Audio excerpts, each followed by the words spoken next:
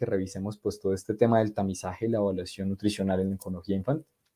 ¿Por qué? Lo podríamos definir como el uso de herramientas o instrumentos que ya antes han sido previamente validados y que nos sirven para determinar un riesgo de tener una determinada enfermedad o situación en particular. El tamizaje siempre debe entenderse como la identificación de la probabilidad o identificación del riesgo.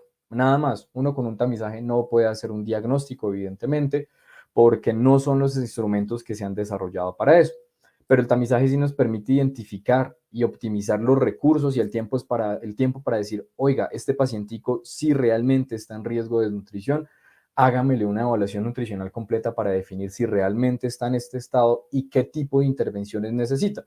Y ahí viene la importancia del tamizaje nutricional. Con todas estas pruebas de tamización o de tamizaje nutricional, hay muchos factores a considerar. Pero digamos que dentro de las características de una herramienta de tamización nutricional que deben cumplirse, digamos, de alguna manera, de forma tajante en todas, está pues que sean rápidas, que las podamos utilizar porque a veces o en muchas ocasiones, tristemente, en las instituciones de salud, el tiempo no nos permite hacer muchas cosas, entonces tienen que ser rápidas, tienen que ser económicas, porque de hecho ese es el éxito de las herramientas de tamizaje, que los podamos utilizar de manera masiva y en diferentes contextos. Y para esto tienen que ser económicas. Tienen que ser también altamente sensibles, y aquí es importante tener en cuenta que debemos entender la sensibilidad como la capacidad de identificar o de reconocer una persona o tener un resultado positivo, perdón, en una persona que realmente esté enferma. A eso nos referimos con sensibilidad.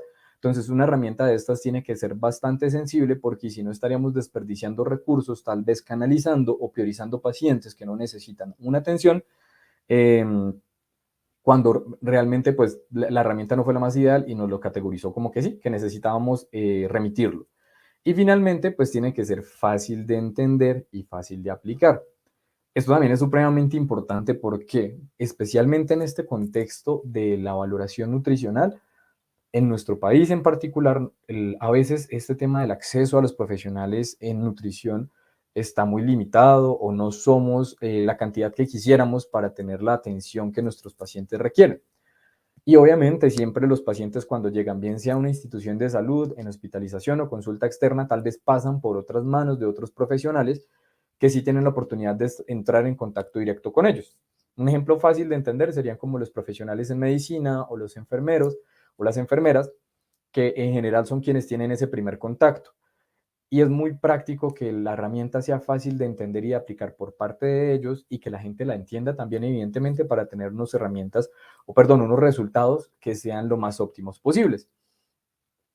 Actualmente, pues si nosotros buscamos en la literatura, existen varias herramientas de tamizaje nutricional que nos pueden ser útiles y que son aplicadas y validadas en el contexto de pediatría.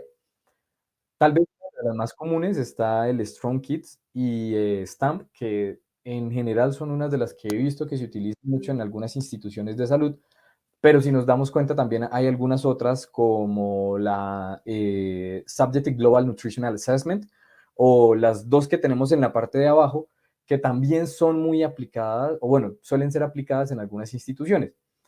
Sin embargo, aquí hay algo muy importante y digamos que de alguna u otra manera eso fue lo que nos motivó de alguna u otra forma a realizar el proyecto que tuvimos la oportunidad de trabajar al final de mi carrera, y es el tema de que en estas herramientas de tamizaje nutricional no se discrimina el tipo de diagnóstico. Entonces suelen evaluar, ahorita miramos un ejemplo, cosas como las pérdidas de peso, los cambios en el apetito, o incluso hacer una evaluación global o una evaluación subjetiva del estado nutricional del paciente, mirando como, a ver, este paciente se ve delgado, tiene una silueta delgada o no, que esas son las formas en las que uno podría evidenciar o mirar rápidamente el estado nutricional de un paciente. Obvio, aquí me gustaría hacer una salvedad grande e importante, que en la herramienta Strong Kids, que es una de las más utilizadas en el ámbito hospitalario, sí se menciona el cáncer como una de las enfermedades que genera riesgo de desnutrición, que de hecho creo que sí está acá en la siguiente diapositiva. Este es el ejemplo del Strong Kids, y si nos damos cuenta, estas herramientas, como para que vayamos conociendo, y quienes no han tenido la oportunidad de estar en contacto con este tipo de herramientas, son muy sencillos de utilizar. ¿Por qué? Porque son cuestionarios, son unas encuestas sencillas que se pueden aplicar. En este caso, el Strong Kit que vemos acá, pues son 4 preguntas en las que se evalúan si existe una enfermedad subyacente que genere un riesgo de desnutrición. Y aquí es donde entramos a evaluar. Miren, en la parte de abajo encontramos que se menciona el cáncer, pero encontramos también los otros ítems que yo les mencionaba, como si el paciente tiene una apariencia que indique o que sea sugestiva de un deterioro nutricional, como una pérdida de masa grasa o masa muscular. Además de eso, pues evaluar algunos otros antecedentes, como las pérdidas de peso y demás. Pero entonces, si nos damos cuenta, aquí todas y la mayoría de herramientas en general como que tienen en cuenta estos ítems a la hora de hacer una categorización del riesgo de desnutrición. Pero si recordamos lo que mencionamos en las primeras diapositivas, oiga, aquí el tema del riesgo de desnutrición no está solamente asociado a si el paciente me perdió peso o no, si está dejando el apetito, sino también, tristemente, el hecho del diagnóstico médico de base, que en este caso sería un diagnóstico oncológico, me presenta un riesgo para presentar desnutrición, y obviamente el tema del tratamiento. No obstante, miren, estas 5 herramientas que nosotros tenemos acá también tienen elementos en común, que son los que les mencioné anteriormente. La reducción en la ingesta, la pérdida de peso, y en algunos casos, porque no en todos, también se evalúan algunos parámetros antropométricos. Sin embargo, como mencionábamos al principio, si uno dice que una herramienta tiene que ser práctica y fácil y rápida de usar, entran en contradicción algunas revisiones de literatura donde nos dicen, oiga, usted no puede clasificar o estimar el riesgo de desnutrición de una persona si como mínimo no ha tomado un parámetro antropométrico como es el peso. Pero también otras revisiones dicen como, oiga, pero si usted necesita optimizar su tiempo, ¿cómo se va a poner a tomar el peso? O en algunas comunidades en las que usted no tenga ni una báscula para trabajar, ¿cómo va a utilizar una herramienta de estas? Entonces también como que entra ese gana-gana para evaluar o decir como, bueno, ¿cuál es la herramienta que más se ajusta a las condiciones en las que estoy trabajando y a las condiciones de la población en las que voy a trabajar?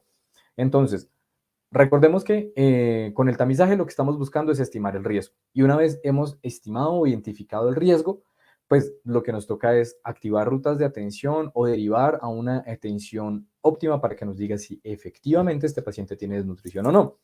Y ahora pues ya nos vamos, evidentemente, a una valoración nutricional completa y objetiva que nos diga, mire, si efectivamente este paciente tiene una desnutrición, y nos permita categorizarla en si es una desnutrición leve, moderada, severa, bueno, en fin, poder darle nombre y apellido a esa situación para poder tomar medidas respecto a este tema. Aquí es importante tener en cuenta que dentro de las cosas importantes, y obviamente como el tema del objetivo de la charla no es aquí hablar de qué debe contener una valoración nutricional completa o una evaluación nutricional, que generalmente es la que solemos hacer nosotros los nutricionistas, es importante que evaluemos la ingesta dietética, la composición corporal, que generalmente, o bueno, lo hacemos a través de la antropometría. Otros indicadores como la actividad física, que aquí son muy importantes porque recuerden que estamos hablando de niños y los niños de por sí tienen que ser físicamente muy activos. Y adicionalmente no dejar a un lado otros indicadores como los indicadores paraclínicos del estado nutricional y, por obvias razones, la clínica del paciente. Y con la clínica del paciente me devuelvo nuevamente a indicarles que no debemos olvidar diagnósticos y tipos de tratamiento o intervenciones a los que se esté sometiendo el paciente.